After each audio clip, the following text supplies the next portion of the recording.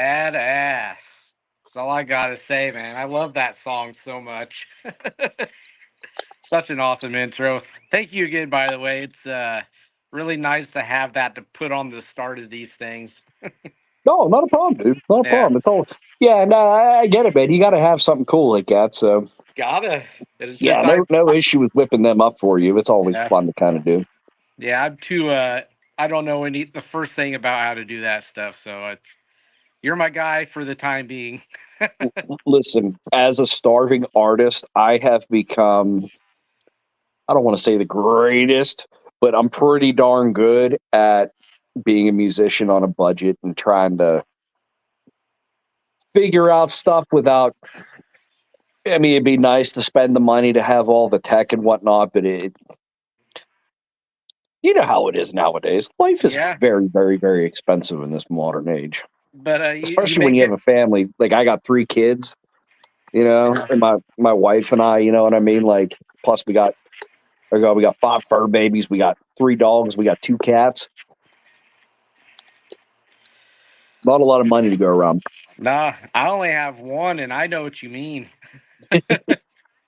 Especially this day and age, man. Things are just getting more expensive as the years go by. You aren't kidding, dude. No. Like I look at life now. This is a weird. I know this is a weird way to start off the Hey, podcast, but it I kind got of no does issue tie with it. into everything. Like I Uh-huh. remember if I was making now what I made back whenever I was like 21, like I would have been living great, dude. Like I make pretty decent money, but nowadays in today's age, like dude, it's rough just to get by and support a family. You know what I'm saying? I know what you're saying. Forgot an aspect of the start of this. I forgot to introduce you, so I'll do that now. Everyone, this is Liars Pacifist Podcast, and today I got Patrick McElravi. Sorry, I butchered that. Of I'll give you an Seethe A for on effort. here. Yeah. How you doing, man? Well, we're doing pretty good today, buddy. So, like I just told you a little bit ago, I was upstairs practicing for my show, and I ended up coughing, and I had all this phlegm, and I just threw the fuck up everywhere, and I'm like, Yeah. oh, that's a great way to get ready to do this podcast here in a little bit. Man, I've always hated vomiting myself. Like, really bad cases of the flu and pneumonia growing up. Yeah, Just, it's not fun. no, not at all. Blood vessels in your eyeballs and your, yeah, it's great. Well, we're on the, literally on the heels of the release of your two new EPs, Good Morning Wrath, and it's only because the title of the second one is so long that it's slipping my mind what it's called. And Um, when the angels sing of our laments, our yes, names will spurn our final breath. yes, it like I love the title, and I love how with the two EPs they're like polar opposites each other, Yeah. but two sides of the kind of music that you make. Yes. Good Morning Wrath is like more of like that hard rock kind of like new metalish metal side of you, and then sorry, the other one is what people are probably more accustomed to with you, with the trap metal and mixing all the synth and an industrial edge and all that. Yeah. So far, what's the feedback been for that? Oh, dude. Feedback has been great, and dude, seriously, shout out to everybody that has been sharing and pushing that. I've been extremely blessed as I've been going through a bout of burnout, if you will, leading up to this release. Just life's been crazy and all that stuff. And normally I'm pretty hard on the promo, and like I was good for a while, but then I just got life just got to a point, and it's like, but like everybody's been badass sharing the stuff and giving it a good push and everything. So Mhm. I'm truly blessed, man. Thank you, everybody. Guys like you, guys like JT and the Nexus podcast, Lost in the Static, and all. Like everybody's been great, man. I'm truly blessed. Yeah, I echo that with the people standing by me with this as well. It's nice to have those people in your corner getting your name out there, and it's a family, and it's one that I'm happy to be a part of. I'm Yeah. newly a part of it, of course, but it's been really awesome so far. That's getting to awesome, meet man. I'm glad to folk, hear that. yeah, meeting folks like you and JT, and then by you guys meeting other people. It's real awesome, man. Yes. And Yeah, it's you'll come to find this now. This is the cynic in me as I've been through it and I've seen a lot of shit. You'll find that as you kind of you start down here and you work your things are cool. You're meeting people, but the higher up, it's like anything. The higher up you go, the more bullshit there is. And yeah, I hope that your dealings with bullshit are kept at a minimum, my friend. yeah. I deal okay with that kind of stuff, and right now I posted about it. I'm actually talking with label management for a band that's on a big tour right now to have my first full band interview on the podcast. So I'm kind of already unexpectedly and really early into this, dipped my toes into kind of like the more serious end of this. So it's yeah, I mean so far they've been really, really nice talking with them. So Yeah, um probably not always going to be the case, but I could always say thank you, no thank you, and just be on my way. yeah. So um I want to touch on Feather. The Okay. one that you wrote for your wife, if I'm not mistaken, Yep. correct? Yes, sir. And as well, Away was the other one, if I'm not Oh, mistaken. yes. Feather. Yes, Feather is the first track off of Good Morning Wrath. Right. Spiral and Away off of As the Angels Sing of Our That Laments. that yeah That yeah, Spiral and Away are the other two songs that I wrote for her. Yeah, yeah. yeah. Um, Feather is probably number two off of Good Morning Wrath for me, and then Plunder. I know the one that you kind of love to hate or hate to love, And I totally get your remark about that earlier of like you love it when you're getting it fleshed out and you're making it. Then you put it out and you're kind of like, But what I I, would say to go ahead. Good Morning Wrath. I love that album. That actually like has been in the vault for almost 2 years now. Wow. When my producer Gus Wallner of Hmm. You Think Music, um, go like him. Everybody go like him and check him out, man. Dude's a badass and an amazing businessman, friendship, friend, producer, all that stuff. But when we wrote that, yeah, it was in summer of 2022. My wife and I, we were about to have our youngest son, Finnegan, and Mood Ring was coming out with their first album. And I I heard love it and I Mood was like, Ring. yes, like I want to do Yeah. something like this. Like, let's keep the electronic elements that Seethe is known for, but like, let's get some of that like Deftonesy melodic Uh huh. new metal and whatnot. And Plunder and Feather were actually, if I'm not mistaken, were like the first two that we did for that. And then we demoed them out, recorded them, and then we had our son in at the beginning of July. So we were in the hospital for a couple days, newborn baby and everything.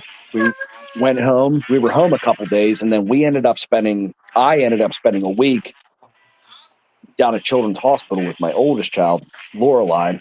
She had a kidney infection. We had no idea what was wrong with her. So Right. like newborn baby, just home for a couple days, and then mama's not gonna, she has the newborn. She has to stay with the kiddo. So I took, so we rushed Lorelai to the hospital and she was there for a week. So, and the hospital did an amazing job of making sure she was comfortable and, taking care of her. But like I had plenty of downtime by myself. So I'm going through this music that Gus, was sending me and whatnot. And, it's just writing and writing and writing. Actually, prior to going to the hospital, um, we had Feather and Plunder demoed out. And then he had sent me, actually, as we were on our way down to the hospital, he sent me the master for the second song on the EP, Two Words. Mm-hmm. And then I wrote Blood and Cog while we were in the hospital. Man. So it was a pretty crazy time. And whenever we come out of that, I was in the process of releasing my first album on DI Records called Lucid Dream. And so like I had this material and I'm like, I'm gonna hold on to it for a bit because We just I obviously was just dropping an album at that point. Uh-huh. And as time went on, like I wanted to kind of have something to go with it, kind of like the Dr. Jekyll and Mr. Hyde, like we talked about at the beginning, where you have one side with Good Morning Wrath that has like the alternative elements, and then you have the side that Seethe is come known for on the other EP, which is the trap metal and experimental glitchy stuff. Hmm. So Yeah, the contrast is great between those two albums.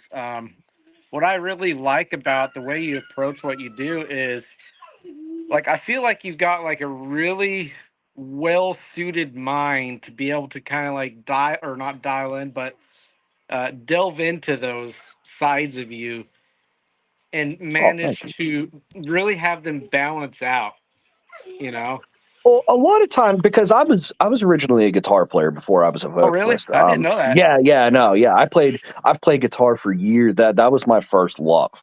Uh I'd always wanted to sing, but like it just come down to I got when it come to singing, like I wasn't trained. I do it every time it come down to singing in front of people, I got nervous and I would choke. Who wouldn't? So, I would start playing in bands and I do backup vocals here and there. I wasn't really good. Um, my first like band that was really, really starting to play shows, I had formed with my brother. We were a new metalcore band called Somber Chronicles, Okay. and where my brother was the lead vocalist, screamer and whatnot. I played rhythm and lead, and did backup vocals, cleans, quote unquote cleans. Our friend Jason at the time, he played bass, and he did a lot of melodic vocals too. So, but like that was kind of my first step. But when that band kind of broke up, Nine Stitch, my other band, Nine Stitch Method, Right. my other main project, like we kind of like it was just an online project of us shipping emails back and forth. But like when Somber Chronicles was ending, Nine Stitch Method was like my first foray into being a lead vocalist, and it took me a while, but like I don't consider myself a great vocalist, but I've been very blessed to have a lot of support going into it. I mean, fortunately for me, unfortunately for other people, people enjoy having my shitty voice on their recordings. So I've had the opportunity to work with a lot of very, very talented people all over the globe, all over the states, internationally. Like it's been a weird but wild ride, man. It's been great. It's been great. Yeah. Oh, I mean, I was going on a Bandcamp, and there's so much I still need to hear from you on there, and I'm like, geez, There's a Almighty, lot like of material. it's like what? I have a rather quick output, Yeah, like for better or worse. JT is not at all underselling or whatever. Just the sheer volume of material that you just put out there, and I'm just like looking through all this stuff, and I'm like, for a guy that works, has his own family and all that, like, where does he find time between the family time and his working And that's to and get that's all not this not not out? to toot my own horn, but like that's not even including like other projects that I got hired to sing for, Uh, features and all that stuff. Like I like I said, I work hasn't run out for me. Like I've been rather blessed in that regard. uh Yeah. Which thank you out there to everybody that has me on. Like I appreciate the hell out of you. I mean, so far in the short span of 2024, like it's been we've been dropping bangers left and right as far as features Absolutely. and whatnot go. We got many, many, many more. So it's going to be great, dude. Yeah, Really, really hyped. I'm really excited for 2024 with you and Seethe and with the episode with JT Nine Stitch Method, doing their show back. Yeah. Um, I mean, I'm looking forward to all of it, and I'm hoping that you get some footage from that show. By the way, Oh yeah, we will be. yeah, Yeah. yeah. Like I'm gonna watch the hell out of that. I want to go back to the comment on Facebook that you had made about again. Just I really want to touch on this so I could kind of elevate your confidence or whatever you call it. Um, Being hard on yourself or second guessing, what you're gonna be putting out, like Mhm. loving it, and then when it's out, kind of like thinking, oh man, but is it really that great? Um, how do I put it? It's here, buddy. Here you go. This kid is an Oreo fiend, man. Um, My youngest son, Ari, he eats everything, dude. Like literally, that kid. So he recently just started walking. Literally, that kid eats, he walks, and he watches Wally Kazan. That's all he and sleep. That's all he does, dude. But like he'll eat, and when you think he's done, he wants to eat some fucking more. Like your it's just kiddo and mine have that in common. My kid oh eats man, all dude. day. And then like the older two, they eat, but like they kind of leveled out. It's more like whenever I notice them, munching down and eating, like they're getting ready to go through growth spurt. You know what I'm saying? Like that's Uh, kind of how I know they're getting ready to level up in size a little bit. yeah, Yeah, man, the youngest boy, dude. As soon as he could get it, I mean, he drank a hell of a lot of formula and the baby food and whatnot. But like, as soon as he found like adult food, he was like, "Tap me in. I'm ready. I'm ready, yeah, coach. Let's do it." You know what I yeah. mean? He tears it up. Yeah, that was our kiddo with certain things too. When he graduated or moved on from formula, well, he's for a time they still have formula for a bit longer when you mix in the solid, not solid foods right away, but more of like the more solid anyway. Yeah, Our kiddo loved. He doesn't like so much of it now, like the vegetable kind of based yeah, pouch, stuff he would eat. yeah, Some of like those. What's the like those dry, crunchy type snacks that they have for kiddos. yeah. Um, Like they have the yogurt drops. yeah, like the puffs and stuff. He would eat Yeah, that, yeah, But now he's kind of finding out textures hmm of foods, and like if he'll touch it with the tips of his fingers first, yep. and if he doesn't mind the texture, he'll kind of taste it, and if he doesn't like the way it feels on his tongue or the taste, he hands it back to us. He's like, "You could keep it." That's how my or middle child Jackson. That's how Yeah. he was. He's very very. What's the word I'm looking for? Particular. He's very particular, but like he has a lot of like whenever he was growing up and stuff, like he had a lot of sensory issues. And like he's pretty much normal now, but like textures Uh-huh. and if something was too loud, like be it music, TV or something, like it just it just took him out, dude. And like you felt so bad for the little guy. But he's come around, you know what I mean? Like he's a lot better about it now. But it was definitely like as a new parent, fairly new parent, like Uh-huh. it was definitely a learning curve and it was pretty Oh, hard, like you know. every bit of parenting is a learning curve, man. And um, I want to say something funny to you in regard to your music and my kid. I had I re-listened through Good Morning Wrath and the other new EP this morning again a couple of times. When Good Morning Wrath is playing, he's out here moving around, kind of dancing around to it. Mm, As soon as your glitchier stuff, like yeah, trap battle stuff, comes on, he goes into his room and shuts the door. that's a fair reaction. He does that with JT stuff as well, and like some of the other music I listen to. But with anything that's melodic, he comes back out and Yeah. he'll listen to it. Um, but what I was gonna say is, you've got a gift, man. Like Oh, thank you, dude. I don't just say this either. Like it is. I would say it's like 10% about having the talent in my head when it comes to like the singing and the writing, and then delivery is more important, right? And like the characteristics of your voice, I am much more about like the gravelly or the gritty tone, kind of like what you have. Yeah. You're melodic as hell too, man. By the way, like when you want to be and when it's called for in this kind of song you have. That's something I've been working on, I'd say really, really hard in the last year. Because I'm getting older, you know what I mean? Like Uh, I'm pushing 34 now. oh, I'm older than you, Not huh? not that that's old, but No.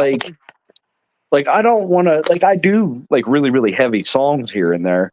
But Uh-huh. I'm just like I'm kind of getting to where like I want to be able to sing more. I want to expand my horizons. Like I don't just want to be known as a screamer and stuff. And Yeah, yeah, it's a lot of work, but nothing worthwhile comes easy, if you will. So exactly, man. You work for it. Jonathan says older equals heavier. Yeah, Heavier on that dad bod, my boy. Heavier yeah, on that dad bod.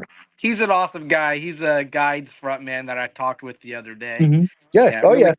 Oh really yeah. cool dude. Old Jonathan and him and I run in the same circles. Just we haven't Yeah, crossed paths yet, but I'm sure we will here in the yeah. future. You see that shout out he gave you about? Yeah. Yeah, yeah, Yeah. I was watching the other morning. I was in and out, but yeah, I was definitely watching the podcast, and I went back through and watched all the missing pieces last night. yeah. So He says we'll make it happen. yes, sir. Yes, we will. Yes, but yeah, man. Like I totally get it though. I'm hard on myself too. Like as you saw with that Simon Says cover that I sent you, I only see a portion of it because the latter half of it makes me cringe. Right? So I relate to what you're saying, 100%. And it's funny giving like a compliment to a person when I'm the same way with myself. Yeah. It's kind of like I'm saying it to myself as much as I am you, right? Yeah. But yeah, man, you do a hell of a job with what you do. So Thank you. Thank you. yeah, 100%, man. It's awesome stuff. Like it's introduced me to a style of music that I never thought to kind of check out. Granted, to an extent, Static X has kind of touched on that a bit here and Yes. there in their Yes. catalog. Definitely. Yeah. Well, they were one of the first, like, I want to say they were one of the first popular bands to really, really break out with that industrial style. Yeah. Like in that, whenever new metal was popular, like in the late '90s, obviously you had, your Nine Inch Nails, Filter, Ministry, and Uh huh. all that stuff. But Gravity Kills. yeah, yeah. But Yeah. like, yeah, Static X was one of the that I can remember in the new metal movement. They're one of the first ones to really, do it and do it properly. You know what I mean? Where Yeah. it was nice and balanced. Spine Shank did it too, but Dude, Spine Shank's they always kind did. of been like Spine Shank's first record. I love it. It's one of my favorites. But like you could tell like it was bits and pieces of Hmm. other, like record. Like there's plenty of Deftones influence in there. Yeah, they Um, were kind of all over with their records, but they yeah, worked and went, but then like as time went on, like they kind of forged their own sound, but Mhm. wrong place, wrong time. You know what I Yeah. mean? Like the new metal movement was dying out. Pop punk and post hardcore were starting to become really Yeah. popular. I've been trying to get Johnny Santos actually to come on my podcast because he does podcasts here and there with folks. I think he's been on Taproot Tuesdays. Yeah, Um, I think now would be a really good time for them to kind of try and mend friendships within the group and try something again because they did briefly before the pandemic. I think they were trying, and then the yeah, pandemic came, and then it kind of died out, fizzled yeah. out again. But I hear what you're saying. It's I just had I don't know if an epiphany, but ah, we'll go there later. I was just gonna Okay. say I want to hear what's in the future for Seethe, and we'll Oh cover yeah. that a Well, little bit we later. got all the time in the world to talk about that. But I want to keep talking about the new releases and kind of asking where your mind was at for certain ones, certain songs. You kind of touched on Feather and some others off of the EP, Good Morning Wrath. And my kiddo's in his room hollering at something. Um, let's go over to the other one and talk about Spiral. That's one that really catches my ear. And Spirals. Okay, so how like we were talking about your kid running into the room. uh, Well, okay, here let me back up 5 seconds. So both EPs, like a lot of my albums in the past, like there's all different kind of producers and stuff on them. Something I've been doing a lot lately is like if I'm doing an EP or an album, like in this case with these two EPs, my producer Gus Wallner, he did all of the instrumentals to Good Morning Wrath, where on As the Angels Sing of Our Laments, a producer called Violence Beats. He did all the beats to them. And what's cool about there's plenty of other, really good producers that do this style, but Violence does it in a way it's very loud. It's not radio friendly, it's not it's very distort. Like honestly, like when I picture my sound, like when I hear it in my head, like that dude just makes music that, like, to me sounds like what my head sounds like just distorted. It's crazy. Yeah, it is. But there's melody, and there's a way, it kind of all comes together, but it's not for everybody. I wouldn't want anybody to be in my head. Most wouldn't Right. survive. but but as far as like being in the headspace, like I said, them albums were written in two different pieces at a time. Uh, Um, Going into you know, Good Morning Wrath, outside of Feather, was a very pissed off record. Um, I had a lot of shit going on in life, and there was a lot of things about myself too that wouldn't come to a head until a couple years later. That I didn't know about myself. I didn't understand. Like I wasn't. Not that I'm good at coping with stuff now, and being healthy about how I deal with different things in life. But I was just pen to paper, just letting shit out, and like, okay, you listen to. I want you later on. I want you to go back and listen to the song two words and read the song two words, and I want you to tell me what the two words are. okay. Like, but like I had these things I was bitching about and going on and tangent about, but I made sure to kind of, because I never like I don't like to write songs that if I'm going to air out dirty laundry, I don't like to make it blatantly obvious, because Yeah. I feel that's inconsiderate. It's ignorant, but fuck it, I'm going to do it anyway. But I'm going to do it in a way that you could listen to it. Joe Schmo or Alexa over there, they can listen to it and they can kind of be like, oh, well, like I dealt with something. I think I know what he's talking about. I dealt with something similar too. Uh, Make it so there's plenty of interpretation. And then you fast forward almost 2 years later, whenever I recorded As the Angels Sing of Our Laments, I'd already begun to work with Violence on previous albums. He did a couple songs on two of my albums last year, Psalms of the Dead, Better Left and Sun and mhm. Unread, and Delenda. And a couple of the songs on the EP were actually slated for my last full length, Delenda, but I didn't feel they were quite right, and I wanted to save them for a later date. But a lot of it was just kind of, you know, it wasn't necessarily pissed off and it's not pissed off and angry. It's just more kind of sitting back and like, oh, like for example, the song Wax. I seem to have this theme where I always have to have one of these kind of songs in an album where it's not anti-religion, it's not anti-Christian. Like I grew up in the Christian Same. church, like Yeah. and to people that, and a lot of people are like, oh, well, like you don't go to church, you need God in your life, and that's not the case. Like I believe there's a God out there. I look at my wife and I look at my family and what I have around me. Like I know I'm blessed, but I believe that the modern age church has been weaponized to Absolutely. the point of Yeah. propagating whatever political Yeah. agenda, especially on the red side. Yeah. And that's not to get into politics. Yeah. Like I'm not here to be like red, blue. I'm not about that. I don't delve into really any kind of politics. But that was something that I dealt with growing up. To the point where women weren't allowed to wear pants. They could only wear skirts. Couldn't be any like there was a time when my mom, like we weren't rich growing up, but I remember being in this private school and I remember my mom dropped me off and the van broke down right there in the parking lot. Wow. And because she was, my mom was a nurse's aide, at a nursing home. Like that was what she did. But because she was in scrubs and not like she got the snub, you know what I mean? And that is not, what they preach, that's not what Jesus Christ is about. You know what I'm saying? Exactly, Like, man. Yeah. no, like honestly, and the thing that cracks me up is you have these people that sit in church every Sunday and that, amen, no. Like literally Jesus's homeboys were the prostitutes, were the beggars. Yeah. You know what I mean? Like that's what his disciples, in the grand scheme of things, his disciples were the fucking losers. I don't mean to, say Yeah. No, I to get anybody I get the watching and gets context. offended, I Yeah. apologize. Yeah. I I get cuss the like a context. sailor, but but like that's a serious message. Like acceptance. We're all here.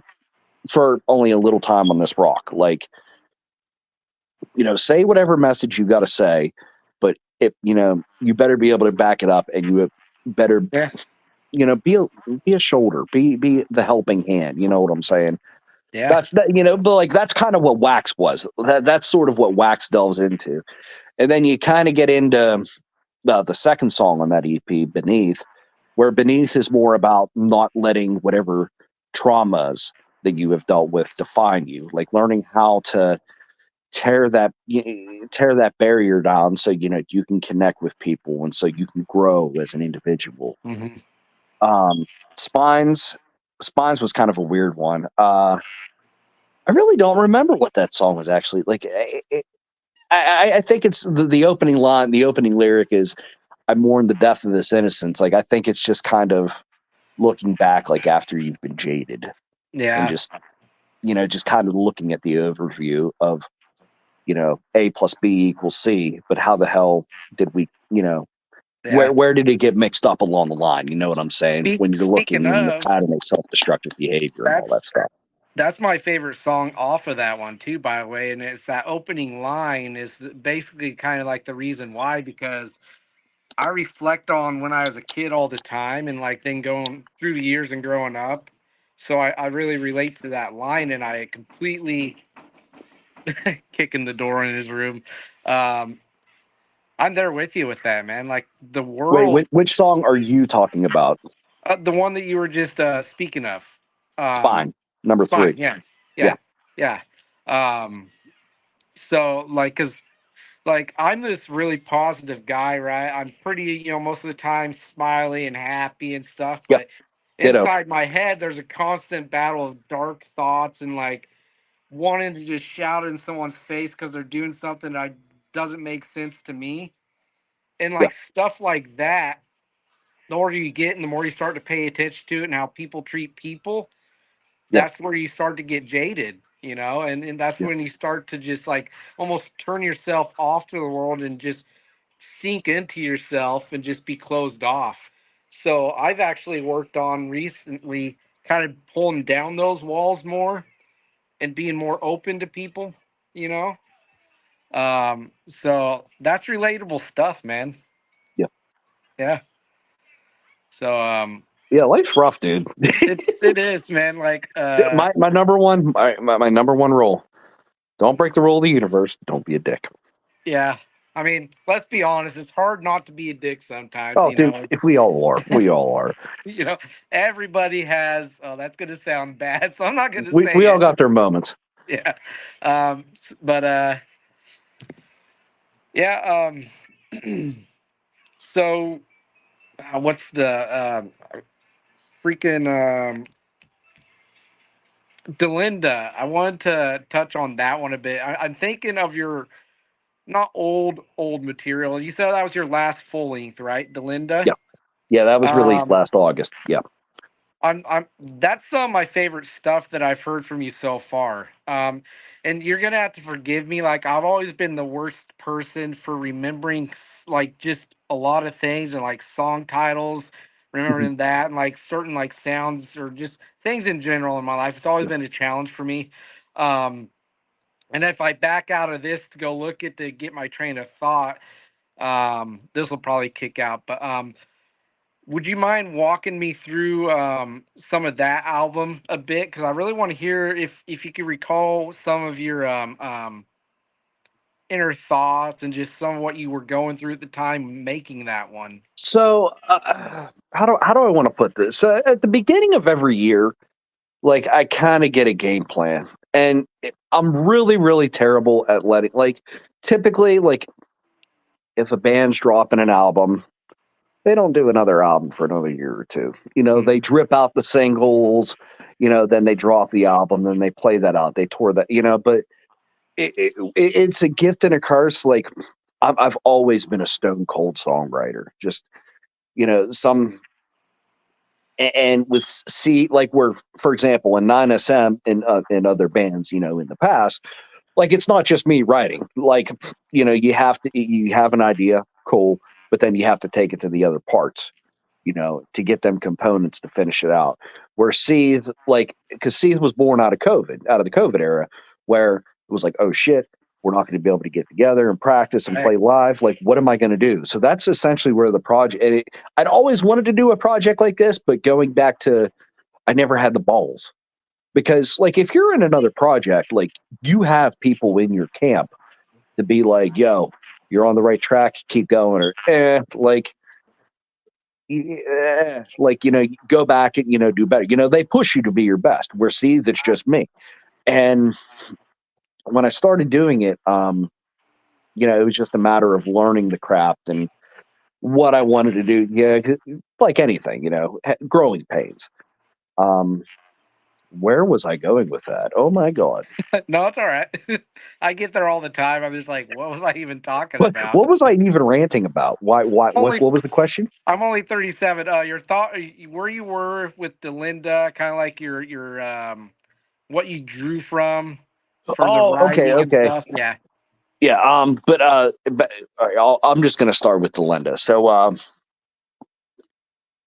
last where that album come, oh yeah. So at the beginning of every year, like I kind of come up with a game plan, like, Right. okay, like I'm gonna drop this and this, but I'm never able just to drop an album and let it sit and let it give it the love it truly deserves.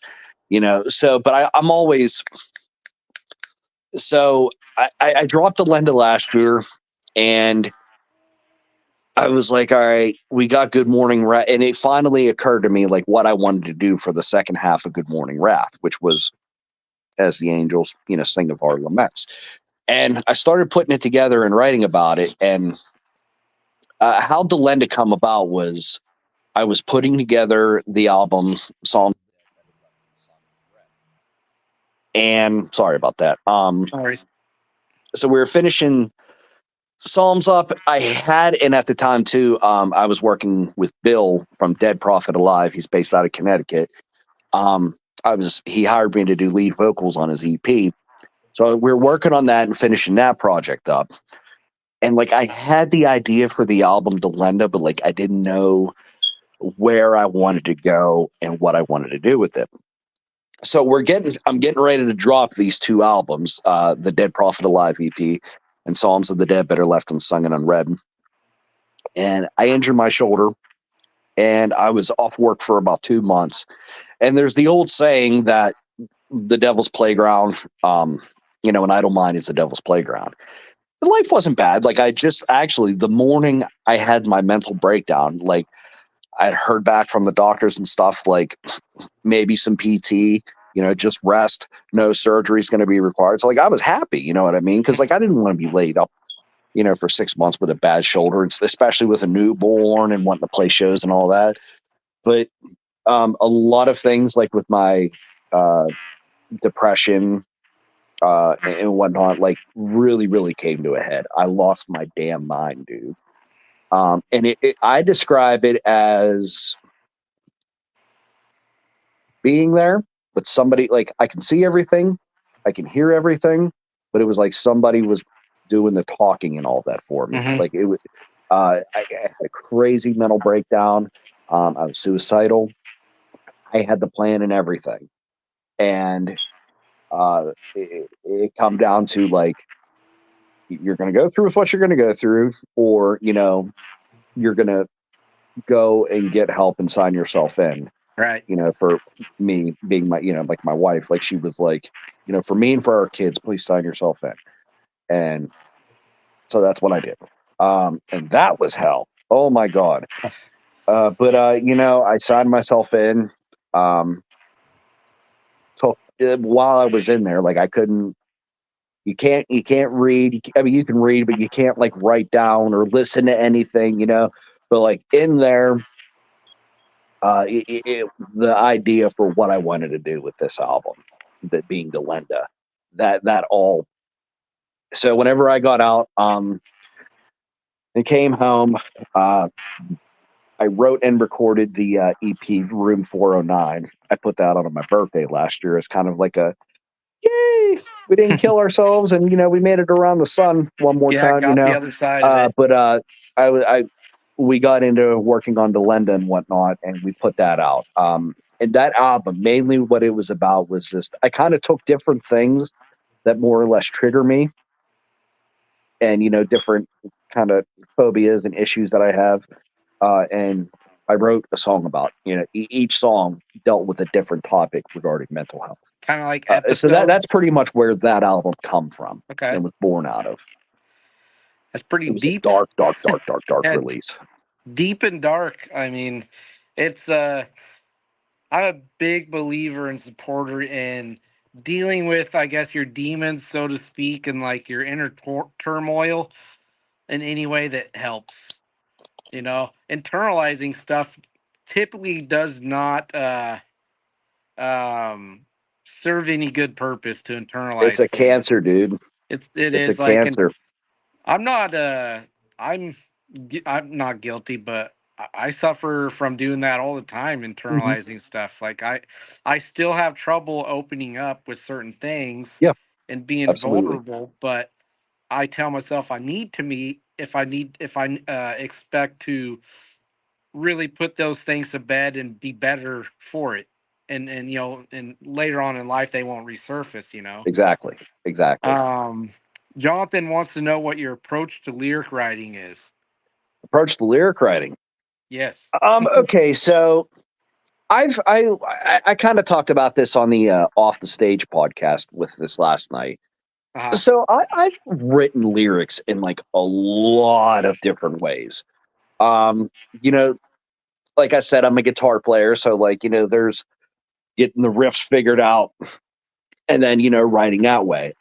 There's hearing the music, and just kind of a lot of times like I base the style vocals like I do around what I hear, what the ambiance of the music brings. There's other times I have lyrics written beforehand, and I find pieces to the puzzle to work. A lot of times it starts with a one liner.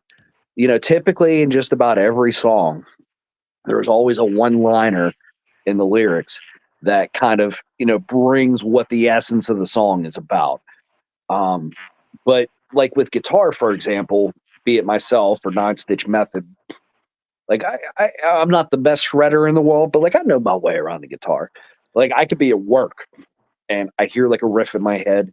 Like I can pretty much go like, okay, we're gonna, like I can hear and see the riff in my head, and I'll go home, pick up the guitar, and it's like, boom, yeah, we got a banger. But sometimes like I'll write out a set of lyrics, and like I can hear the vibe and everything, and I just kind of look or I construct what I need to make that happen for that song. There's been times too, like for example, on the Dead Prophet Alive EP that I sang on 16,000 Days on Earth. Bill wrote out the music and he had these titles. And, we can all bitch and scream, but like sometimes the well runs dry, you know what I'm saying?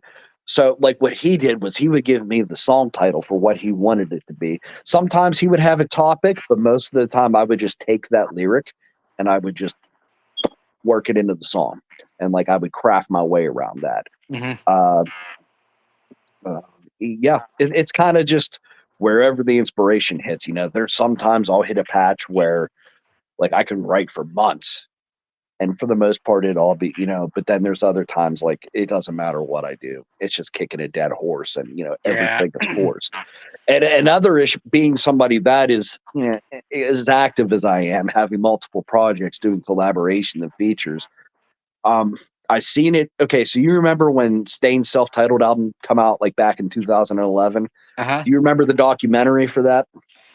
Vaguely. Okay, so they have Aaron in the studio. He's on this deadline. He's running out of time. He's supposed to be writing lyrics for a really heavy fucking Stain song. But he was hearing this chord progression for one of his country songs in his head.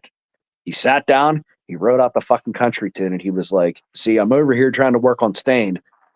He's like, that just come out in like 5 minutes. He's like, that's where my brain was taking me. But once he got that out, he was able to work on the Stain So it's material. like a Th- block that almost. that's that's kind of how it is for me. Like, say if 9SM's working on stuff, like like I'll be at a loss for like where I want to lyrically go with this track. Like I can hear it, but it just ain't coming out right. And I'll also have Seethe, or I'll have a collaboration or something, that I have on the back burner. I'll go and hammer that out, and then it's right there, ready to go for 9 or 7. Just Mhm. sometimes you just got to get other shit out of the way. It's like building blocks. It's a really fucked up game of Tetris. You know what I'm Yeah. saying? Yeah, I get there all the time. Like I could go months without writing out any kind of lyric or just thought in general, and then Mhm. out of nowhere, I could be at work or I could be sitting on the couch watching a movie or whatever, or just cooking or something, and like something will pop in my head. Like Yeah, I have a song title called in my head right now. The Devil Unkind is like the title in my head that yeah, I have, and like I was gonna write around like my dad or something, hmm and but right now that's all I have because when I'm thinking about it, I'm like, well, I don't really have like words itself, just a title. So I'm like kicking around in my head what's gonna open up the floodgate to get it out and then move it's on. you know, you said it.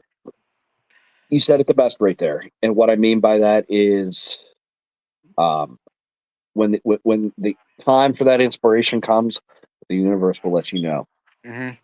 Absolutely. Like it's really crazy how that inspiration comes sometimes too, because you can't really expect it, in any kind of Yeah, precise way. That's pretty much an impossibility. Like yeah. you enforcing it's not going to yield anything tangible most of the time either, you know. No, no, and that's the thing. Like a lot of times that, yeah, like it's frustrating, and like you just want to do it, but like if the well's dry, you just got to let it do its thing, man. You Yeah, just got to let it do its thing and let trust the process. Trust in yeah. the process, I guess, is a good way to say it. Exactly, because we all know and listen to bands and artists where you could tell an album was mostly forced out of them. Yes, but yes, Yeah. yep, It's pretty much something immediately noticeable to the person that yep. it won't be over the head of. Um you want your Oreo, buddy? He's gonna have this Oreo thing eaten by before the end of the day. I should hide it. Want some Oreos? Where, where's my goddamn Oreos, Will? I hit him, man. Don't want you throwing up all over the place. Here, buddy. He's like, oh, are you all right, buddy? Seem frustrated. Oh, kids, I tell you, man, You're not alone, brother. You're not alone. biggest blessing in my life. I can tell you that, but you're kidding yourself if you don't have a kid, and you can tell the person that has kids that it's any kind of easy walk in the park. It's not. Yes, no, not at all. Even the Parenting, easy ones throw you yeah, through the ringer every once in a while. like your parents tell you when you're growing up that you'll see when you have some of your own, and it's true. Mhm. There you go, bud. Come on. Oh, there we go. Um, so the nine stitch method show coming up. Um, Along with that, and I can't recall if you mentioned with JT or not. Material for 9SM. Is there anything like that being considered? Right now, no. I mean, Josh writes riffs. I got some song ideas and whatnot, but like we haven't. Our last show was in the end of 2022, November 2022, when we released our album, "Ill Omen," the Harbinger. We released that EP. We had all these kind of plans to go play shows and shit, and then life happens.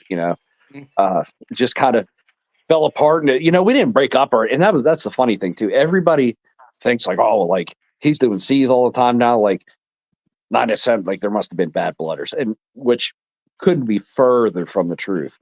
Like, and I'll give this to Josh. I'll sing his praises to the heavens and back. Like, not only like do I got a killer guitarist and best friend like as my co-partner, like when I throw shows and shit, because I promote shows now and I throw shows. Like Mm-hmm. he, even though we're not playing, like he rolls up and he hangs out and jams out and stuff. You know what I mean? Like he shows up and supports and all that. Um, he still, he fucks with my music and listens to it and like, tells me like, dude, like that was a really good song. Like I'm really loving it. Yeah. Josh is just awesome like that. Honestly, if it wasn't for Josh, like I probably wouldn't be doing what I'm doing. Like Josh was the first person because like I wanted to sing so bad. Like I said, I didn't have the balls to do it, but like I was very, very untrained, very, very green. Like I could kind of do it, but like he was the first one that was like, even though we sucked when we first started, like he was the first one that's like, yeah, dude, like this, like let's do it. Like keep working at it, keep working at it. We Hmm. fucking got this, dude. Like Josh has been, and next in line to that would be my wife and my producer Gus. Like those guys have been pivotal and pushed me to continue to get better and whatnot. But yeah, man.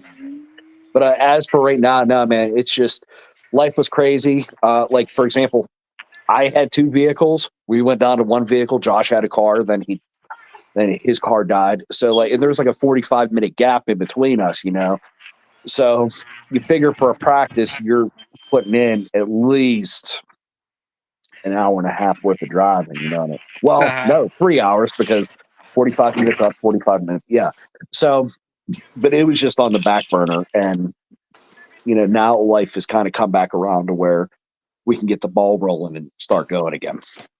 But dude, like the moment, like, because our show, I threw a show around Valentine's. Yeah, it was the week of Right. Valentine's Day. Um, Josh come out to that show and he hopped up on stage with me for a song. We sung a song, Seed song together. And then after we got done, he was like, dude, like, I missed this. And I was like, I'm so glad to hear you say that because I fucking miss it too. And he's like, fucking do it. I'm like, I think I actually am going to be throwing a show that we would fit perfectly on. So I'm getting through with rehearsals for the show that I have this coming weekend out in Ohio. And then I'll be switching over to doing 9SM rehearsals for the show in April. That'll be being announced soon. I'm excited for you, man. I bet it feels really damn good, and you just said it did. Getting back on that horse with your brother, man. Like I Well, could only it's imagine. one of them things too. Like I love writing and recording Seethe music. I kind of like performing Seethe music live. Well, actually, now that you mention that, you're taught like the dynamic when I write both between both projects, it is actually different. Where Nine Stitch Method, like, yeah, we're melodic, but we're also very heavy. Like Oh. Hmm. we get mosh pits and shit going, even though we're just a 2-man band. Like we get mosh pits and stuff going. We rock out in the pit with people. Where Seethe is more me bearing my soul, it's more of a storytelling, and it's a different vibe too, like totally. Like so I guess circling back around to that question, but like Seethe is fun to do by myself. Besides it being extremely people, I do a podcast and everybody wants to call me. But I'm excited. But plus too, like I'm up there on stage by myself. Where with 9SM, even though we're only a two piece, like I have Josh's energy to feed off of, and he has my Uh-huh. energy to feed off of. And it's just that, dude, we always have fun when we play, man. It's always a good time. Man, that sounds like just an awesome dynamic, man. Yeah, that's something that you should and you do clearly really hold near and dear to yourself having that. Yeah, Yes. it's because you don't always find those people with anything in life where it always works and the chemistry's always there. It's kind of like you not you. I mean, sometimes you could know instantly, right? Like Well, it's one of them things too. Like for Nine Stitch Method, I'm not going to say we were the first because we probably weren't. But like in our scene in Pittsburgh, like we were the first act that I could remember because we run as a two piece, and by that I mean right, I sing vocals, Josh plays guitar and does backup vocals. We have lead guitars backtracked, bass is backtracked, and drums are backtracked. And we have an amazing producer in Gus who sets all that stuff up that even though yes, there's only two of us playing on stage, like when you close your eyes, like it sounds like the whole package. And whenever we started, like I said, at first it sucked. Gus didn't come until later on in the picture. Like we played out a good 2.5 years before we met right. Gus and we brought him into the fold.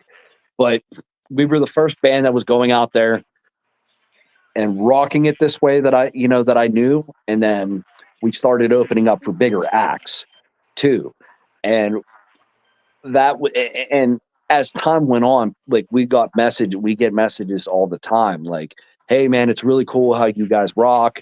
Like, how do you do that? Like, do you think I should?" And I support the movement, but on the same hand, I'm like, yes, it sounds like it's cool as a two piece, but like, just find a full fucking band. Yeah. Like, because like, yeah, like it's you have to do a lot of extra to sell that, because I've seen a lot of people that try to do our setup, and I'm not talking shit, but like, Nine Stitch Method's the best to do it regarding in the backtrack game, if you will. Yeah. Like I said, like, we've opened up for big bands and we've gotten big ass pits going, you know what I mean? And then the next band goes up and they're a full piece, and the crowd's just kind of, you know what I mean? Like, there should be that, you have five people, there should be that much more fucking energy coming, but that, Yeah. that goes back to saying, like, you have to work harder, you know. I got to put 200% in to get the crowd moving and to get them hyped and get past the fact that, yeah, there's two fucking weirdos on stage, but we make it happen, man. And that's kind of, even when we have kind of off shows, like, the love and the energy still shows through. Mm-hmm. Um, what was it you said? Was it Seethe that opened for Gemini Syndrome, Uh, or which one was that? for Gemini Syndrome, I was a hired gun on guitar. Oh, Uh, okay. I played in, it was my friend's band at the time, Divine Betrayal, and played in that band. That was like the first, like, dude, sold out show. Like, I'll never forget, because like, it was the largest crowd I'd ever been in front of at that point. And I got up on stage to tune my guitar because we were the opener, and I kind of waved to everybody, and I went like this. Or, here, let me get in the camera. I went like this, and everyone was like, "Yeah," you know what I mean? It just, I'll even give a shout out too. Speaking of Divine Betrayal, like, they're no longer a band, but their singer, Caitlin, who's a good friend of mine, she's now in the rock band Victoria Fire, which is essentially like if Deftones and Flyleaf had a love child. Very, Oh, very that's a good talented band. You combo. should That check them out. They're kicking Yeah, ass and doing great things right now. I'll yeah, send you links later on, but yeah, you should definitely. definitely check them out. Victoria Fire. Okay. Yeah. Definitely gonna check them out, because that's I hear Flyleaf and I hear Deftones. I'm like, yep. Yep. Yeah. Yeah. So They're really good at what they do, man. They're a good ass band. Great speak people too. speaking of Victoria Fire, they gave Jonathan and Guides their first show last year. There you go. Yeah, so that's pretty awesome. Kind of like tie-in there. Yeah. Freaking awesome. Um, and then as far as for your own stuff, 9SM, you were talking about bigger bands that you've opened for. Who were a few of those? We've opened up for Hinder. That was a weird show, but honestly, we went over really, really fucking good there. You wouldn't think it would, because we played some. We were really, really fucking heavy, Uh, but we were very unrefined too at that point. But yeah, that was a good. We've opened up for Hinder. We played for opened up for Trapped. Um, we've opened up for Attila a couple times. Twisted. Um, I'm drawing blanks off. I remember we were supposed to open up for Mushroom Head, oh but wow, they that was like right when COVID hit and tours all got canceled and shit. We opened up for Soil a couple times. That was nice. fun. Yeah, yeah. So we played with some cool, names that we grew up with and stuff. It was Yeah, I it was listen. pretty I cool. listened to all of those. I mean, Hinder Yeah, not so much. I mean, that kind of rock, I like plenty of it, but those guys are always just a little bit too commercial, a little bit too mainstream in their yeah, yeah, sound. yeah. Well, like, You know, I grew up like, the dad rock and all that. I love that uh, shit too. I listened to all different types, and but like, I remember getting that offer, and it was like, have you heard our music? Like, that's not yeah, it. But it was just one of them things, like, that kind of offer doesn't come every day. And it was like, just take it. for Yeah, Nine Stitch, that was like our first big show like that. So, we took it and we opened up with our friends in Shattered, who they're getting ready. That's another link I'll be sending you too, because they're Please about to do. drop their new album. They're very like Godsmack and like Five Oh, Finger Death Punch, like that type of vibe. And they're killer and awesome dudes, dude. Like, yeah, it was, yeah. that's up my alley too. I mean, yeah, send over the Rex, man. I'll give him shout outs. Maybe I could try and get him on here too. Oh yeah, Help man. spread their word. I'm all about that stuff. That's just like with JT. That's kind of we have a lot of a very similar kind of model, I guess you'd say, or framework for what we do with our podcast. So Yeah, yeah, I will put anybody I can on this, like without question. I don't care what kind of music they are. I want to get their word out, and just help them grow. yeah. You know, um, but so what's more your speed as far as the EP way of going things versus full length way of going way? Honestly, like, especially with the way I release material, I'm going more the EP route. Just because, like, you don't. It's hard, especially with me. Like, it's not like I guess you could say it with anything, but I like being able to find a couple songs that fit a certain style and jive that I could kind of tell a story around. Hmm. But plus, too, like, honestly, nowadays, like, people have a short attention span, and especially too with Seed. Like, Seed, it's I get down sometimes because, like, Seethe isn't not necessarily more popular, but I definitely have to push harder to get people to actually listen. But it's because Seethe is a very niche kind of sound. Like, it's not for everybody, because it's very well produced. Like, but it's just distorted, glitchy, trap. You Oh know what yeah. I mean? And it's not for everybody. It really isn't.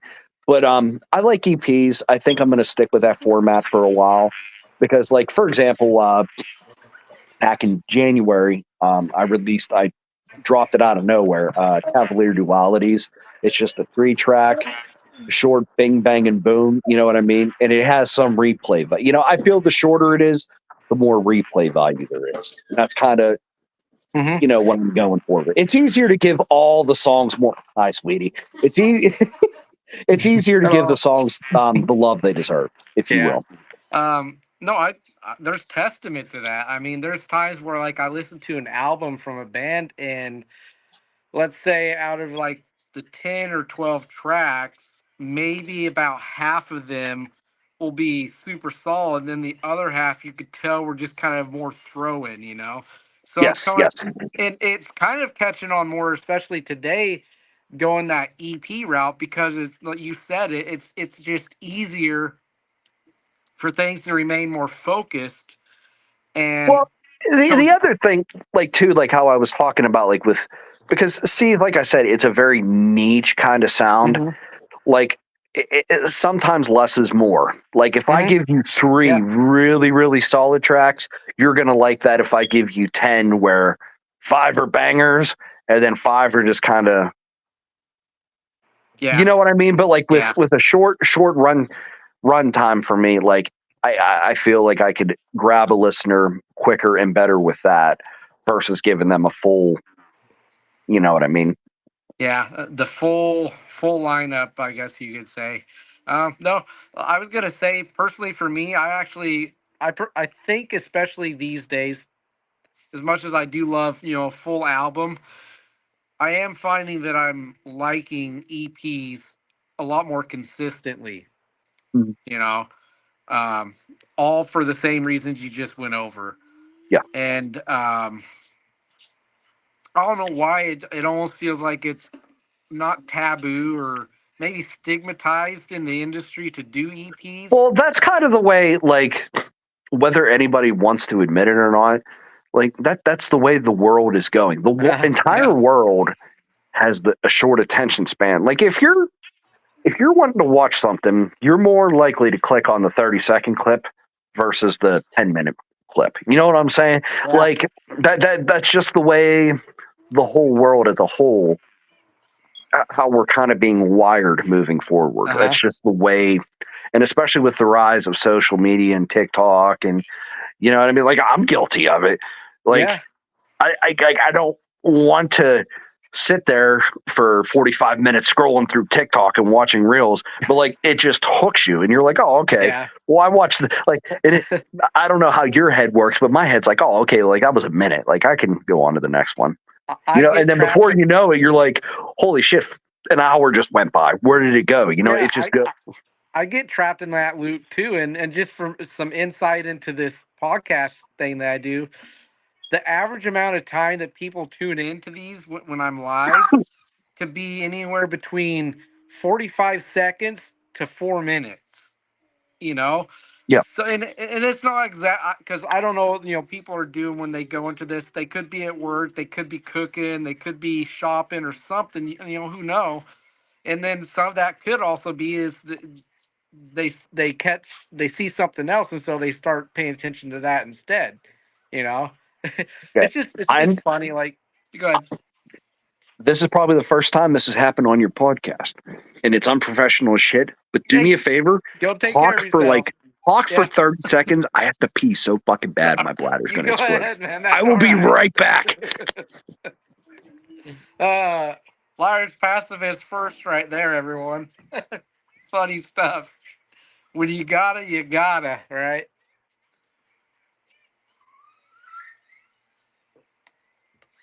Uh, yeah, pretty awesome stuff so far. Those watching and those that'll be watching later. Um, if you have anything you'd like me to look into, bands or uh, really anything, you could throw it my way, and I could see about getting the individual or individuals onto this thing and chat about whatever it is they do. I am more than happy.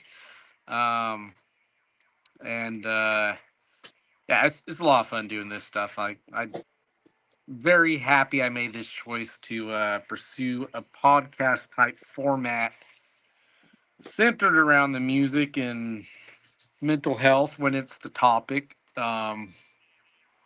Been super rewarding so far. Made a lot of new friendships. Um, Established a lot of new connections. Getting a lot of other podcasts and bands, just people in general liking the page and the YouTube page. Um, it's crazy, man. Doors are opening. Some of it can be a little scary in all honesty, but yeah, I'm here for all of the above though. Podcast is still going. I had to take a pee break. I'm back. I'm sorry about that, Welcome bub. back. No, it's all right. But Okay, here. We'll make this less awkward. Okay, so do you ever watch Friends? yeah. Okay, so the episode where Joey is with Jeff Goldblum and Okay, he yeah. has to piss and like he does the skit with him and everything. He's like, congratulations, you got the part. And he hugs him and Joey just lets go and he's like, oh, Yeah. that was me just right now. Yeah, my wife actually, that's one of her favorite all-time shows. But- Like she will watch through that entire thing once or twice a year. So okay, sweetie, I promise this is not me talking shit in any sort of form. We have two shows that go in this house mainly. And mainly it's just for background noise. While obviously like I said earlier, our son, he's all about Wally Kazam. Like that's top tier for him. That's what he's always got on. And then we always have friends on, just as kind of like whether it's just one of them things like you don't know what you want to watch on TV. You just kind of want to sit back and lounge out. Uh-huh. Yeah. Like, we have friends going, or if like we're doing stuff around the house, if we're not listening to music, we'll have friends on. It's kind of like background noise, you know what I mean? Yeah. Yeah, dude, Uh, like yeah. We've This oh my god, how many times do you think we've gone through the whole Friends season? Countless. yeah, Countless. same in this household. Like I love the show, but for me, if we're going to go on the topic of television shows or even streaming shows, my all-time favorite, and people have their opinions about the CW, right? But every now and then they have a banger show, and for me, that's Supernatural. Like I watch the hell out of that show. Like it's my favorite all-time show. Like See, to that me, it's that was a awesome. show I never got into. I've seen No, little bits and pieces. He's talking about Supernatural. yeah, Like that's his peanut butter and that jelly right there. yeah, 100%. Like I would say it could probably be a show for some folks. It would take a while or some time for it to click for them, but I promise you, if you stick with it, you're gonna get rewarded with some awesome stuff, man. Like there's so much on that show that just had me dying Yeah, laughing. Like it's just yeah, you'll have to take my word for it, but I will. I do. that's this household. And Golden Girls is one that my wife watches a lot of the time. Golden Girls is an OG, dude. Hell yeah. Yeah. That was I one. That relate. was one of my. Whenever we were younger, that was one my mom watched all the time. Yeah. Oh, What you got there, bud? Surprised you're playing with that old baby toy he's got. It's like a mock laptop with like the buttons for the letters and stuff that you can push on it and stuff. That's an old toy, bud. Anyway, oh man, my throat's getting dry.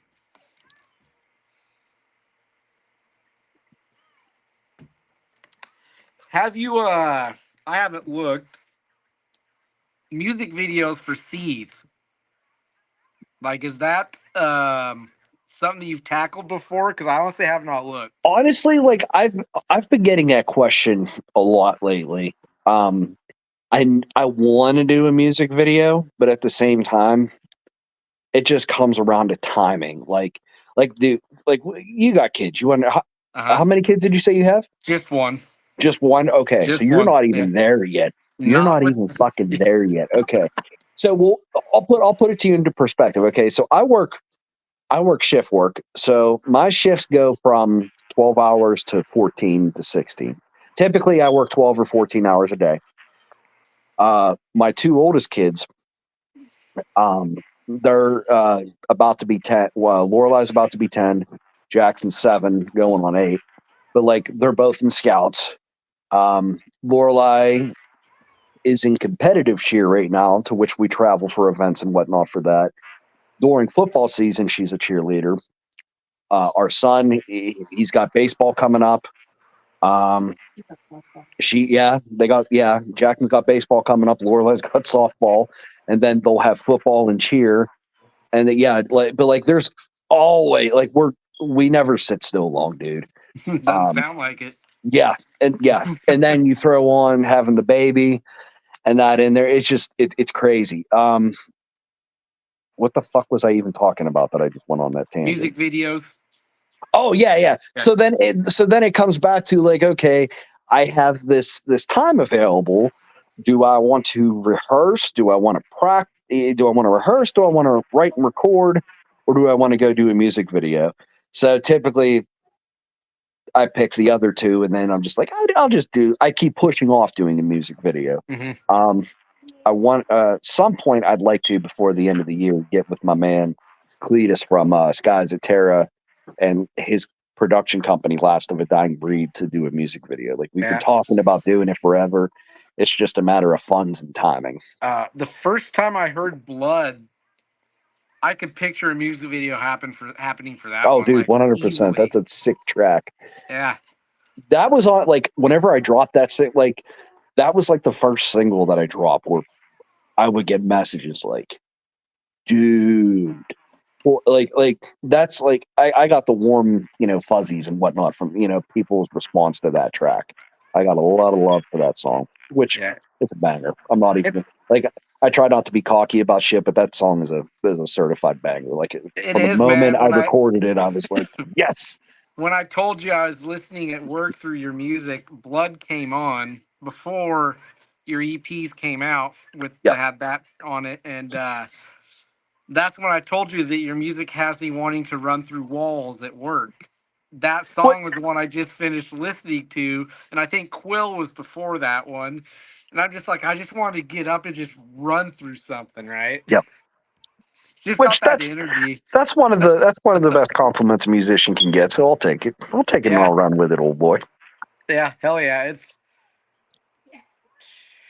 play it so loud in my car whenever that one comes on. Like anything from that Good Morning Wrath EP, I just like turn it the hell up. Like all of your music that I've heard so far, I do the same thing with. But like I told you in a message, I'm more geared towards that style. Yeah, Just naturally, that's just what I gravitate to more, right? yeah. And so that track that's one of the ones that really get me going. And then Oh for yeah, like man. Thank you.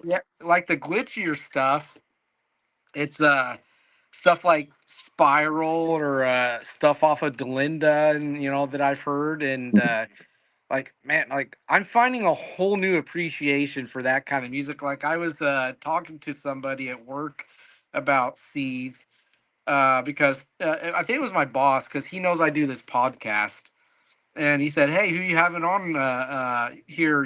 This weekend or soon?" I'm like, "Well, I have a newer buddy by his project's called Seethe. His name's Patrick." And he's like, "What kind of music is it?" I'm like, "Well, there's kind of like two sides of it, right?" I'm like, "The best I could describe it is like take elements of Nine Inch Nails when Trent Reznor's being more like abstract and weird." And just noise, not noise. That sound. I don't mean noise in a bad way, by the way. Just like the more like Noise is a genre, so like I get yeah, it. Yeah, yeah, you're good. I understand. yeah. And then I said he has your stuff more like um I like, are you familiar with Edema? And he's like, I think I might be. I'm like, okay, well, there's that. Marilyn Manson, he's been compared to. He goes, okay, yeah. I'm like, yeah, I mean, you should definitely check it out. And why am I trailing off of my thought where I started and where I was going to end with that? God, yeah, I lost it. Oh, You know, you were talking about like your boss asking you. right. And then Yeah, before that, I was segueing into my boss asking me, um, what? Anyway, I can't remember what the point was either. man, I'm not even that old yet. Anyway, that might come back to me later, maybe on the air or off air, and I could shoot you the message Oh, for it. But appreciation for different kinds of music. Was it yeah, that yeah, point? yeah. I told him that, believe it or not, and I don't know if you would agree with this, there is an actual, very tangible beauty in the glitchy stuff that you do. Like I was sitting there listening to one of the tracks this morning off of Lucid. Lucid Dream. Yeah. Lucid Dream. And I'm like, I wonder if he's ever realized if you stop and listen to this stuff.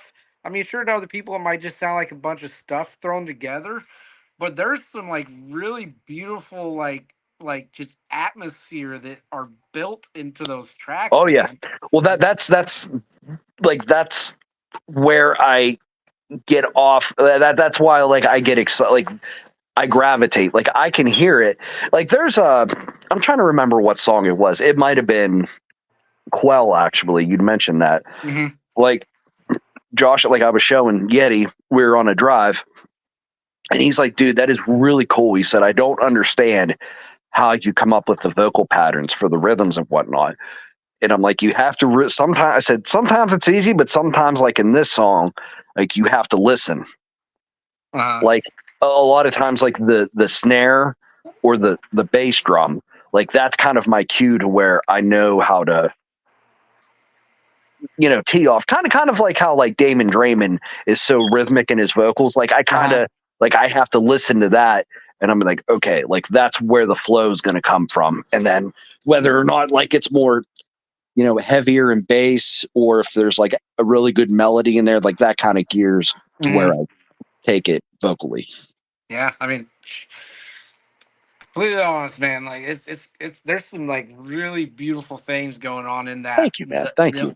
that other side of what you do. Even in the heavy, more like guitar, bass, and drum driven stuff that you do with is the right word duality? No, that's perfect. Yeah, That was kind of that was yeah. No, that's perfect. That's good. yeah. That's kind of what I wanted to say. Like the duality of it. It's just I love it. I'm so happy that JT introduced me. to your world of music. Like it's stuff that I probably wouldn't have thought to seek out if not for him, you know. So Shout that's out to our like, boys, Six Scars. yeah, Six Scars, Kill Bait Overdose, or did you know, Beyond the Breakdown podcast, or as we Dude, know I don't him, know. I'm sure he has because he talks to you and I both regularly. right? Like the stuff that Killbait Overdose is doing in the studio, like that shit. Whenever they start playing, like I think if they really keep at it, they're gonna go places because I it do is too. tight. I've told him similar things. Like he shared little clips of like vocal tracking or like guitar tracking and stuff. And I've told him, I'm like, you have something in this that you're honing in on, and it's gonna hit with Yeah, the right people, like a yeah, 100%. Like there's absolutely something here worth more than worth building on. yep, So I'm happy he found those guys too, and I'm yep. happy that he's who they went with because I honestly think he needed something like that outside of the six scarcity things that he Dude, does. he really does because like in Yeah. the time I've known him and I've known each other for quite a while now, but like Yeah. we really haven't gotten close until like the last like year and a half. Hmm. And it was kind of like you play in shows, like do you perform? And he's like, no, like he's like, I got to go up on stage with Carbon Stone and shout during the breakdown of my own My own summer with summer. them. Yeah. And I'm like, dude, you need to get the hell out there, man. And he finally put this, they started putting the band together last year. And like, I'm just like, dude, oh, I can't wait. I get Yeah. excited for my, Yeah. I'm gotta excited be for him excited for the too. homies. Yeah. I'm real excited for him. Like it's nice to see people grow, and it's nice to Yes. see people break down like walls, build up their confidence, and have it happen for them. Like I'm so about that. It's Mhm. you you you give people the support and the belief, and it's reciprocated. Yes. So um man, covered a lot of ground so far. Your kiddo's still napping? Yes. Yeah, okay. um I probably will be making lunch here in about another 20ish minutes or so for my kiddo and myself. I just got him a snack earlier. um what Some of the other things I wanted to cover. Forgive me if you've kind of touched on this, like in your journey of doing your vocals. How did you start to kind of catch on to the kind of voice that you have, and kind of listening to your body and where you navigate it? So, okay. Well, like I said earlier, two issues. One, three. I hadn't found my voice yet. I didn't know what I wanted to do or what I could do. So like a lot of time, like dude, I was, and I still am. Like I'm huge into like the post grunge, like Breaking Benjamin, Creed. Uh-huh. So like for years, I tried to be like we're on wide open. Like I wanted that style so bad, but I sounded like shit. Uh, Yeah, your voice tells you. yeah, and the other thing too, like aside from confidence, I didn't know how to actually project. Like in Nine Stitch Method, like when we first started playing out, like all of my vocals come like I was singing from my throat, which is like the worst and unhealthiest thing you can do. That's And my so biggest like problem too. yeah, so like by the end of a 25-minute set, like my vocal cords were shot. Like my voice was sore for like 3 days after that. Like it was real scratchy. I really couldn't talk. Like I sounded like I had laryngitis. Um, but it kind of come down to just learning proper technique, proper breath support. And when it come around to finding my voice, like going back and like uh a s the song The Way You Like It by like Edema, Uh-huh. like that was like one that like I used to kind of sing and I was okay at. But where I really found my voice was when I first got into Burn Season. And Damien like Starkey. how Damien has like that extremely melodic, like even whenever he's getting real gritty, there's melody. And I was like, dude, like, so like I used to try to imitate him a lot. And over time, like I've gotten away from that. And like when I got into vocalists like Tim Williams from Blood Simple and Billy Keaton from Scrape, like when and Phil Anselmo too, he was another really big influence on me. Like kind of learning with because we can all do this, try to do the same vocal stuff, but obviously everyone's voice is unique and has different tones and stuff. So as I started learning techniques and stuff, I was like, oh well, like right there's kind of where I'm at. Okay, so like heavy, and then as I kept learning how to get heavier with my voice, it kind of come to okay. And obviously screaming, I don't care what it, there's all those people, ew, screamo, he's just screaming, it doesn't take any talent. No, couldn't be further from the truth. So Oh like as yeah. I started delving into that aspect of my voice, there's so many people out there that already do the Phil Anselmo style vocal, the Mitch Lucker, the Tim Lambesis. So it kind of, not that I didn't want to pigeonhole myself. Like I wanted to kind of, I always like to have some sort of form of melody. So like that's why like a lot of times like yeah like I'm screaming, but I also there's notation in there Hmm. whenever I do like them really like gritty sing scream things. But the screaming vocals and the gutturals and stuff are more there for flavor than to be like the main precedent for what you're about to hear. Um, but like for example, last year, friend of mine by the name of Heart Attack Kid, uh, he's a big like his normal style of music is kind of like Little Peep, like that emo, like that Hmm. real chill emo rap stuff. But like he started getting into his growls and stuff more, and he hit me up to do a track. It was a trap metal track, so he was pretty brutal throughout it. When it came time for my verse, like I sang most of it, but then at the very end, he gave me the final breakdown. Like I went as low as I could fucking go. I sent the track over to him. He's like, "Holy fuck, dude!" Or even on like JT's the song that I did with him last year, "Better Off Dead." Yeah. Like I told him, like I'm gonna try to do some like really weird and crazy shit. So like I sang, I started off whispering, kind of singing, and then it goes into where it starts getting heavy. I'm kind of doing like a Tim Williams type thing, and then it got to where it gets really heavy. And I kind of learned this technique. I call it the pterodactyl, or you open up I chest voice, and I'm mixing head voice, and I keep my chest out, my vocal cords really open and wide, and I shake my head a lot too, and I do this. Uh, to add kind of like a vibrato. And Yeah, like I see the Nothing More Senior does that a yes, lot. yes, yes, yes, Yeah. yes, exactly. Yeah. Johnny does that. Yeah. That's actually where I learned that trick Yeah. from. So like I did that and like just the crazy Yeah. come out for that recording. And that's not digitally altered at all, like how my voice goes in and out of them squeals and back into guttural form. Like that's just it took a couple takes to get the right take that I wanted, but that wasn't like doubled up or anything. That's just one. You know what I mean? Yeah. So I like doing stuff like that. You know what I mean? Kind of like trying to push myself and do different shit. So yeah, Mhm. I was gonna say to tie in with that.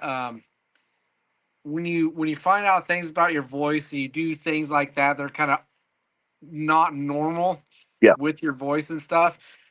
In my head, that just reaffirms the statement that you hear a lot of musicians say or vocalists say how the the voice or your vocals are an instrument itself.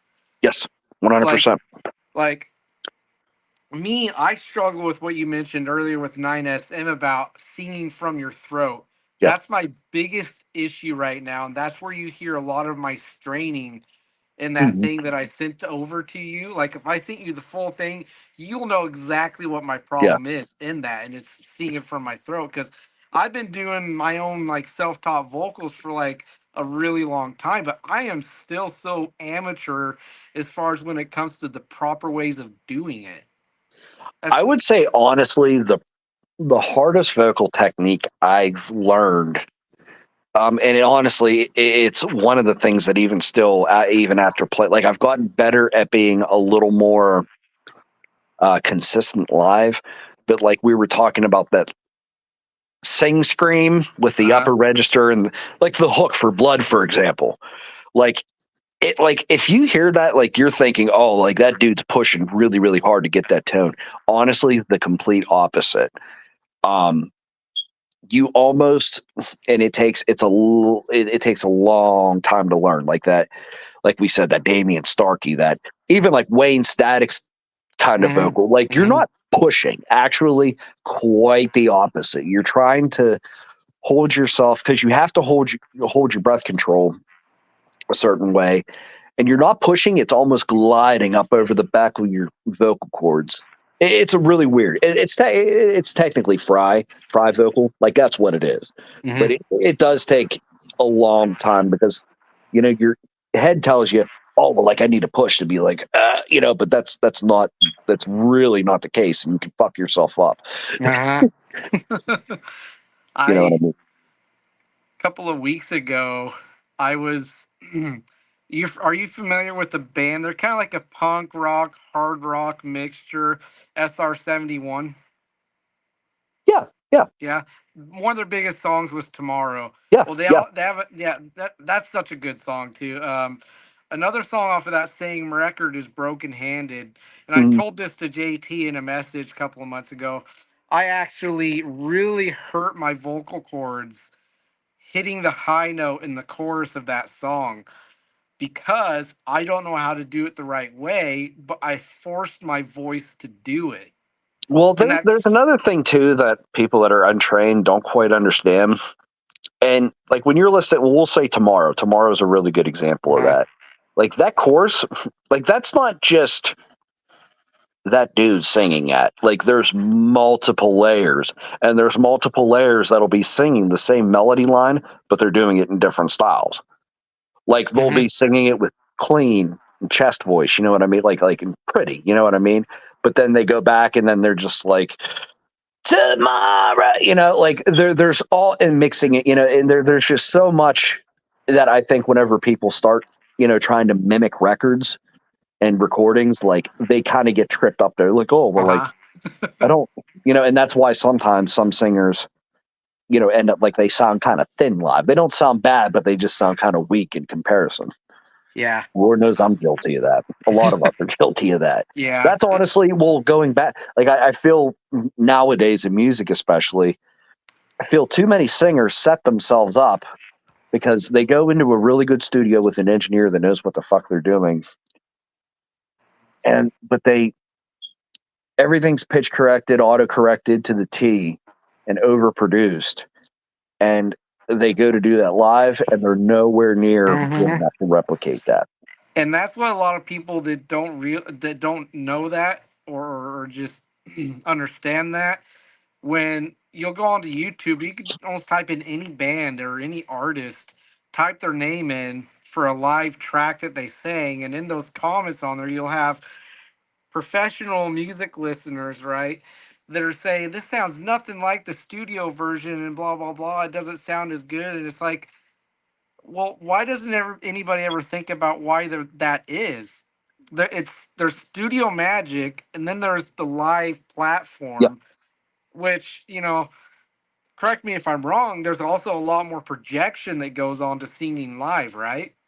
Oh, 100%. Uh huh. So me personally, I prefer almost for any band that I've seen live that imperfect live take Yeah. always sounds way better to me. Well, you got to look at it this way too. When you're live, like you're not just singing a couple lines and doing them over and over again. Like you have one shot to nail that part, Yep. and that's all the while running around, jumping and Yeah. screaming with the lights beaming down on you, making you hot. Is there a fog machine? Is there vape smoke? Is there Pyrotechnics. cigarette smoke? All them things Yeah. take effect. You know what I'm so but versus being in the studio and being able to fuck up 1,000 times over and over again and finally getting that part right. Yeah. I can't name a whole lot of singers for anything, any kind of music that are how they sound in the studio and how they sound live, right? That's not very common, and Now, uh, now, I mean, it is fairly like it is common. There's a lot of singers out there that can, they can nail it. But but like I said, you get a lot of people that go in there, and I'm guilty of this myself. Like you go in there, you're untrained, you don't know real like you're a good songwriter, you have the passion, you have the drive, you can kind of do it right. You go into the studio where it's all polished to the max, but then you go to do it live and you have no idea how to, because a lot of time, because I look at, I mean, even though I can't drive a stick, especially in heavy music, it's kind of switching your vocals is kind of like you know what I mean, like driving a stick and switching gears and whatnot. That's especially for someone like me where I switch different vocal styles at the drop of a hat. That's kind of mhm. what it is for me, and learning where to breathe and breath control and all that stuff. Yeah, I'd imagine. Like, I think I know that that's a lot of work on the vocal cords doing that, changing things up just all the time like that. Well, Like, one, it's muscle memory. You know what I uh, mean? If I know, like for example, if I'm playing shows rather regularly, my voice is rather, like it's more consistent. But like if you take a long break, you don't rehearse or anything, getting back into it for the first couple weeks is kind of mhm. rough. You got to learn, the where like breath control, because like breathing is everything, dude. Breathing, sounds like duh to say, but like it's really one of the most important components you have whenever it comes to projection and getting I it do, out. I do this annoying. I annoy myself with it. Like, I take in that big inhale of breath, right, or air when I go to project my voice, and I do this bad habit of where, like, while I'm letting air out, I'm also trying to hold my breath at the same time. Yeah, You know what I'm talking about? And like in my I'm head, I guilty of feel it. like I'm like, I think that's the wrong way to do that when you're talking about breath control.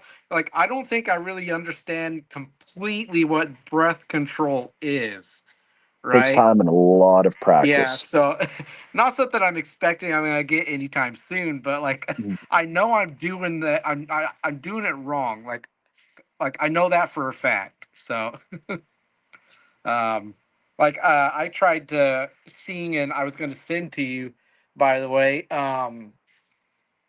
Feather. I was trying to sing Feather, and that's when I was asking you for some lyrics because, like, I know what Oh, you're. okay, okay. Yeah, I I got know what you. you're saying, but I wanted to be sure of it. And I Yeah. did a take where I went through the verse and chorus and verse, but I didn't like it, and I deleted it. I'm like, no, that's ass. I'm gonna delete that, and just send and not even bother with it. But yeah, it's is what it is. Well, that touched me. I appreciate that. Yeah, You yeah, singing one of my songs. yeah. I honestly, to be completely honest with you, I'm a little jealous of the kind of tone that you have. Like, it's a really cool tone. Like, it's like, I mean, you, I compare you to Damian Starkey much more than I do to Marilyn Manson or to, like, um, there's like Damien, there's Ben Burnley in your voice. There's even a little bit of space in the band in the name of the singer right now. Um, you might have heard him said to you about a comparison, but you have multi layers in your voice, right? You know how, like, when they were recording, I think Meteora, there's a part in the making of where is either one of the band members or who they had doing their record explaining to the camera how Chester has so many different layers of his voice Mhm. that are not studio layers put Yeah. on top of it. I feel like you have kind of a similar thing to what Chester does in that respect with your tone. Oh, I know, I understand exactly what you're talking about. Yeah, yeah. That, yes, that a lot of time, because when you sing a note, we'll say a G. You're singing a G, you're holding that note, it's going like this. But then when you start to add glottal compression, and whatnot to that, where you know you're breathing from your diaphragm, you're pushing up here, but you're not straining, but you're tightening that area. And when that comes across your vocal folds, it's going like this. Uh, It's hitting you know what I mean? That's where that, distortion comes from. And it's your vocal folds are flapping away and they're hitting multiple things at once. hmm So yeah, Yeah. yeah, no, I understand exactly what you're saying. Yeah. But I I mean, think I explained that correctly. I'm not I 100% sure, yeah, no, but I that's get, how it's been described to me. yeah, I know exactly what you're talking about. And when I hear that, like, I'm always impressed. You know, um, it's like I like JT's podcast that he did with you recently, where I made that comment about how imperfect vocals are so much better in my head and more to be more impressive, because like, pretty voices like Adele, or not to say that they aren't impressive, right? Because they are. Like, I could never sing like her in any time of my life, right?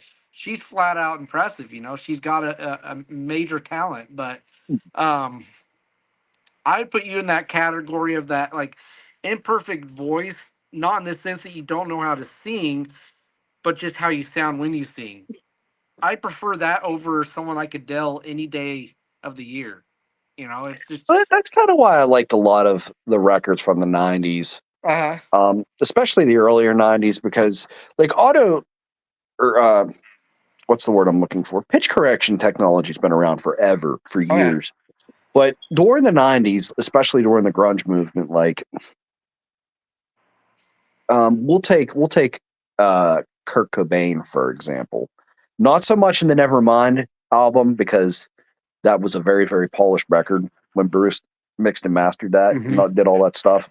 But whenever they went to Steve Albini for In Utero, like there's a lot of points where he's close to being in key, but he's not quite there. You know what? Like it's just very raw. Like Uh the huh. emotion is just weighing heavy there. Like he's in key and everything, but like it's so just dense, and just the atmosphere of his vocal takes just bring you in.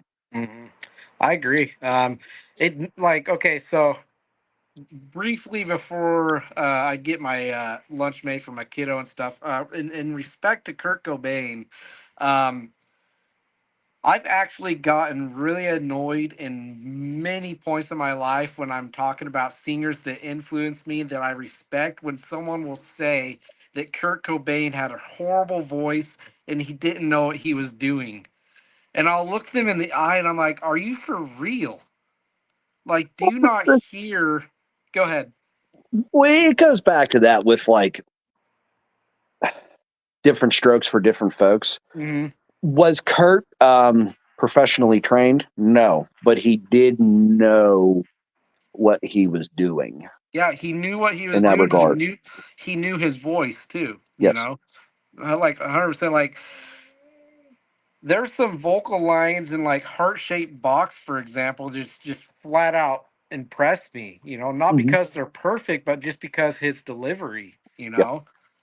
It's that's always what I attract to most in any kind of singer. It's just, I love that stuff. What's up, bud? Are you ready for lunch? He doesn't talk, by the way. He's nonverbal, but he communicates in his own way. Yeah. Yeah, he's. I know, buddy. I'm coming. I just want to sit here and talk and talk and talk, but We could, but realistically, the call awaits us. yeah, yeah, realistically, it won't happen. We could always do another one. Absolutely, absolutely. But it's been a pleasure, Pat. You like being called Pat? That okay? No, call No? call me call me Rooster or call me Patrick. One of them two. Okay. I Patrick. can't. I know Rooster sounds kind of funny because I'm bald nowadays, but like Right. for years I had a Yeah, mohawk, and that's what everybody yeah. called me. My I was boss, gonna my boss doesn't even call me by my name. He calls me Rooster. okay. No Pat. I got that. Yes, no Pat. Patrick the Rooster. Yes. Uh been a blast, man. Been a pleasure. Would love to have you on again. Absolutely. Hopefully, we could get that set up. I'm gonna try and beat JT to the punch with that, by the way, just like that. I got him twice before you. Um, um, People can check out your music on Bandcamp. Yeah, Bandcamp. you guys can check out Seethe. I'm on all platforms. The iTunes, the Spotify, Deezer, Tidal, YouTube, Bandcamp. You can pretty much find me anywhere. As far as social media goes, I'm on Facebook, I'm on Instagram. In TikTok. Those are the three that I'm heaviest on. I just starting to kind of get into Discord. That's still an anomaly to me, but Oh yeah. YouTube, I'm also really active on my YouTube channel with like shorts and stuff like that. Yeah, All yeah. right. Um, Dude, before you go, I just want to praise you again on the two new EPs. Thank you very much, sir. Thank Awesome you very, very bodies of much. work, and I hope they find a lot of people. There's something there for everybody. I fully believe that. Looking very forward to what comes next. And again, it's been a pleasure. And I wish you well. And I hope you have a great, it's not quite evening there yet, but late afternoon. It's getting there. Um, Oh, holy shit! It's almost 3 o'clock already. yeah. Yeah, yeah, we're So a getting there. perfect time to wrap this up then. Yes, sir. All right. You take it easy and thank you for being on. Much love, brother. I greatly enjoyed being on. Thank you. Greatly enjoyed the convo. We covered a lot of ground, and it was a lot of Did fun in the indeed. process, man. Thank you. Thank you You're for all your welcome. support, your friendship, and all. It's been awesome. Thank you very much. Same to you, man. Have a good one. All right, we're gonna get off here like we're not gonna talk to each other again here before the end of the day. Yeah, man. All right. Take it All easy, right, man. brother. Have a good one. Go get that kid some food. All right. All right. Bye bye.